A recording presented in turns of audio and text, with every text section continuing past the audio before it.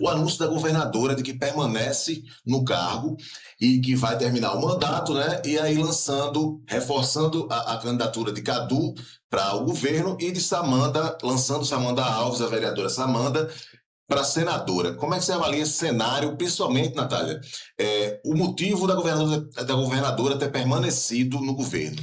Pois é, Rafael, acho que quem acompanha o cenário político do nosso estado deve ter acompanhado nesses últimos meses, né, o debate que estava acontecendo em razão de o vice-governador Walter Alves ter comunicado à governadora Fátima Bezerra que não iria assumir o governo caso ela renunciasse para ser candidata a senadora.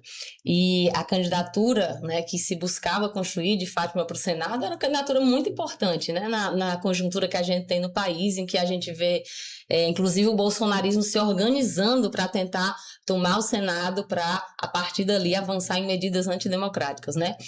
E já que os sucessivos da linha, né, também não assumiriam porque seriam candidatos, a gente ia ter, se Fátima tivesse renunciado, um cenário de eleição indireta, né, no nosso estado, ou seja, a Assembleia Legislativa é quem iria decidir quem iria terminar esse ano de governo estadual.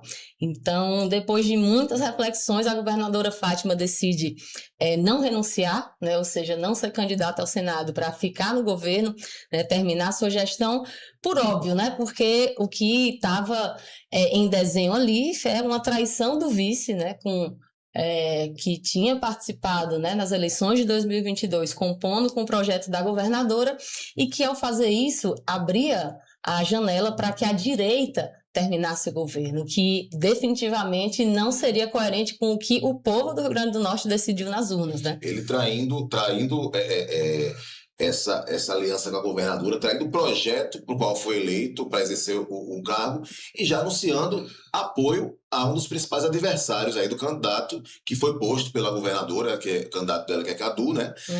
O vice-governador anunciando que vai se aproximar de Alisson Bezerra, né? Prefeito de Mossoró, que pretende ser governador também. Então, dentro do governo, dizendo que vai para o outro lado, enfim, uma dupla traição. E para apoiar um dos candidatos da direita, né? E eu queria, Rafael, trazer dois comentários sobre isso. Um assim, a gente realmente, né?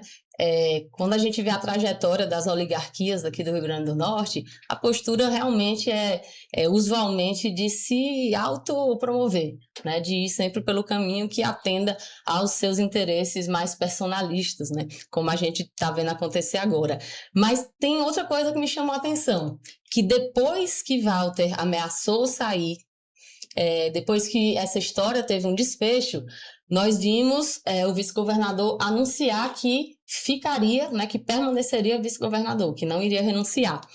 E isso me deixou muito encucada, porque eu até fui conferir a Constituição Estadual do Estado do Rio Grande do Norte, porque, como em todas as outras constituições, o que se prevê para o papel de um vice-governador é, primeiro de tudo, assumir as funções, né, de um governador, de uma governadora, em caso de impedimento, né? Além de outras atribuições que lhe forem conferidas por lei complementar, auxilia o governador sempre que por ele convocado para missões especiais, dessa parte final da Constituição. E ele publicamente disse que não vai cumprir com essa função de vice, né? Que não iria cumprir com essa função de vice, ou seja, de, numa ausência de Fátima, assumir o governo. E aí eu fico me perguntando, deveria então ele receber um salário? Porque qual é o trabalho que ele vai fazer, né? Se ele se recusa... para não trabalhar. Exatamente. Se ele se recusa a assumir aquela que é a primeira tarefa do seu cargo de vice, né? Então, é uma situação realmente muito estranha, que mostra que, infelizmente, os projetos pessoais, muitas vezes, têm mais espaço, né? Nesses grupos políticos. E a gente... É curioso também a maneira como isso é construído, sabe, Natália? Porque a gente vinha, eu acho que a direita constrói muito pela imprensa, vou colocar assim. Eu acho que a imprensa vinha anunciando há algum tempo essa possibilidade. Quando dizia que Walter se queixava de algumas coisas do governo, mas ele nunca dizia nada.